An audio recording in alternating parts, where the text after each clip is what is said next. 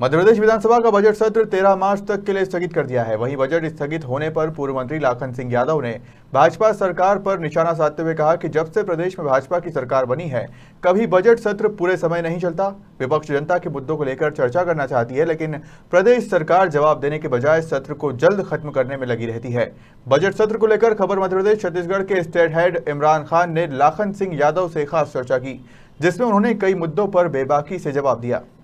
मध्य प्रदेश का बजट सत्र विधानसभा में शुरू हुआ था और शायद इतिहास में पहली बार बजट सत्र ऐसा देखा गया है कि जो विवादों के चलते कहीं ना कहीं 13 मार्च तक स्थगित कर दिया गया है। जीतू पटवारी जी जो कांग्रेस के कद्दावर नेता है, पूर्व मंत्री है, उनने किसानों की मांग रखी, जिसको लेकर विधानसभा अध्यक्ष ने उनको निलंबित किया। निलंबित करने के बाद विपक्ष भी आड़े हाथे हुआ और कमलनाथ जी के निवास पर एक बैठक आयोजित की गई, तो जिसके बाद में 13 मार्च तक स्थगित किया गया। हमारे साथ पूर्व मंत्री कद्दावर नेता गवाड़ी चंबल संभाग के मौजूद है, वो वहाँ पर उपस्थित थे। क्या घटनाक्रम रहा और किस तरीके से विधानसभा अध्यक्ष ने उनको निलंबित किया, तो हम जानेंगे। सर, इस बार बजट सत्र आपने देखा होगा, आप भी 25 साल से विधानसभा में बैठ रहे हो, कहीं ना कहीं ये पहली बार देखने में आया कि एक कद्दावर मंत्री को, विपक्ष के को वहां से निष्कासित किया गया, जबकि किसानों की मांग उनके द्वारा रखी गई थी। देखिए, जब से मध्य प्रदेश में भारतीय जनता पार्टी की सरकार बनी तब से लेके आज दिनांक तक जो है, आप विधानसभा के डेटा उठा के देखें तो अभी तक शिवराज सिंह जी की सरकार रही हो, चाहे गौर साहब की सरकार रही हो, चाहे उमा भारती की सरकार रही हो, इनके सरकार के टाइम पे कभी भी सत्र पूरे टाइम आहूत नहीं हुआ। उससे पहले दिग्विजय सिंह साहब की सरकार थी तो डेढ़ महीने से लेकर 3 महीने तक का बजट सत्र हुआ करता था। भारतीय जनता पार्टी कभी नहीं चाहती कि सत्र पूरा हो, इतना हल्का सत्र बुलाते रहे हैं। अभी जो कहानी जो घटना हुई है अभी इस सत्र की, जो बजट सत्र लास्ट है 2023 का, इसमें बात ये थी कि हमारे कांग्रेस पक्ष के नेता तमाम सारे, कमलनाथ जी, जीतू पटवारी जी, अन्य तमाम सारे नेता किसानों के मुद्दों को लेकर, भ्रष्टाचार के मुद्दों को लेकर तमाम सारे मध्य प्रदेश के आवाम की आवाज़ जब उठा रहे थे, तो भारतीय जनता पार्टी कभी नहीं चाहती कि ये लोग क्षेत्र की आवाज़, प्रदेश की आवाज़ विधानसभा में। जबकि बाबा साहब अम्बेडकर ने जब ये संविधान बनाया था तो उस समय ये तय हुआ था, ये विधानसभा और लोकसभा इसीलिए बनाई गई थी कि हमारे प्रदेश की आवाज़ को उनमें उठाया जाए, तमाम दबे कुचले लोगों की आवाज़ को विधानसभा में उठाया जाए। लेकिन भारतीय जनता पार्टी की चाहे लोकसभा देख लो, चाहे मध्य प्रदेश की विधानसभा देख लो, कहीं भी वो पूरा सत्र नहीं चलने देते। और इसलिए सत्र नहीं चलने देते कि वो चाहते हैं कि हम लोग अपने क्षेत्र के लोगों की, प्रदेश की लोगों की आवाज़ को विधानसभा में नहीं उठाएं।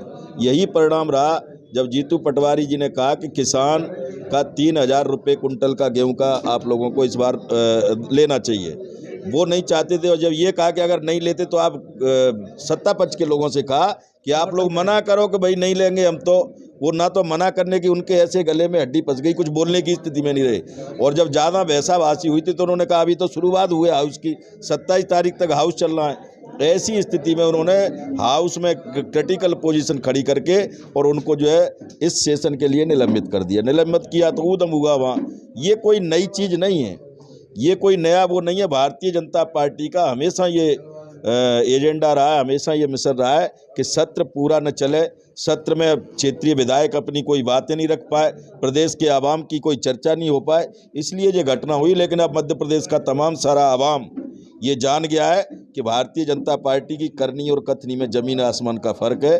और मैं ऐसा मान के चलता हूं कि 2023 में आपको इसके रिजल्ट देखने को मिलेंगे। सर, कल भी नेता प्रतिपक्ष गोविंद सिंह ने पत्र लिखा है कि जो गृह मंत्री हैं प्रदेश के, उनके द्वारा कोई ऐसी किताब या कोई कॉपी उनके ऊपर फेंकी गई है, जिससे कहीं ना कहीं उनका भी विधानसभा सत्र में अपमान हुआ। मीडिया, चूंकि वहाँ पर मीडिया को रोक दिया गया था, तो मीडिया के सामने देखिए, मैंने कहा ना, भारतीय जनता पार्टी इतनी निरंकुश हो गई है। ये मीडिया के लोग हैं, आप लोग हैं, इस देश का चौथा स्तंभ है आप लोग, और आपकी तरफ पूरा देश का तमाम सारा आवाम देखता है कि आप लोग ठीक ठीक हमको दिखाएंगे, ठीक ठीक आपको पढ़वाएंगे। लेकिन जब लगा कि हाउस में स्थितियां कुछ गंभीर हो सकती हैं तो पूरे प्रदेश के मीडिया को, जो मीडिया पूरा कवरेज करता है, एक एक शब्द की वहाँ रिकॉर्डिंग होती है, एक भी मीडिया के बंदे को अंदर नहीं अलाउ किया उन्होंने। इसको लेके पूरे प्रदेश का मीडिया धरने पे बैठा। अब मैं ऐसा मान के चलता हूं कि ये कितनी एक विसंगति है कि जिस देश के चौथे स्तंभ को हम लोग पूरे प्रदेश के तमाम सारे आवाम को दिखाना चाहते हैं, उनको यदि रोक रहे हैं, तो जब आप लोगों के साथ उनका इस तरह का व्यवहार था तो हम लोगों का क्या हम लोग फेस करते होंगे, ये तो हम जानते हैं।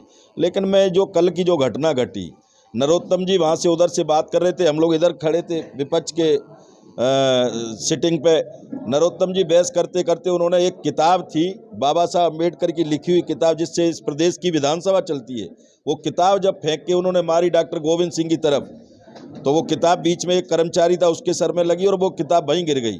इसको लेके हमारे सारे विपक्ष के लोगों ने कि जब ये बाबा साहब अम्बेडकर की बनी हुई पुस्तक, जिस पुस्तक के हिसाब से मध्य प्रदेश की विधानसभा आहूत होती है, उसके बगैर मर्जी के एक शब्द नहीं वहाँ बोल सकते, उस किताब का जो अपमान हुआ, हमारे लीडर ऑफ अपोजिशन पे वो किताब फेंकी गई। इसको लेके हमने वहाँ बहिष्कार किया और नरोत्तम मिश्रा के खिलाफ तत्काल हम लोग निलंबन की कार्रवाई का हमने लेटर लिखा। इसको लेके उन्होंने विधानसभा 13 तारीख तक के लिए अनिश्चितकाल के लिए उन्होंने कर दी है, 13 तारीख के लिए निलंबित।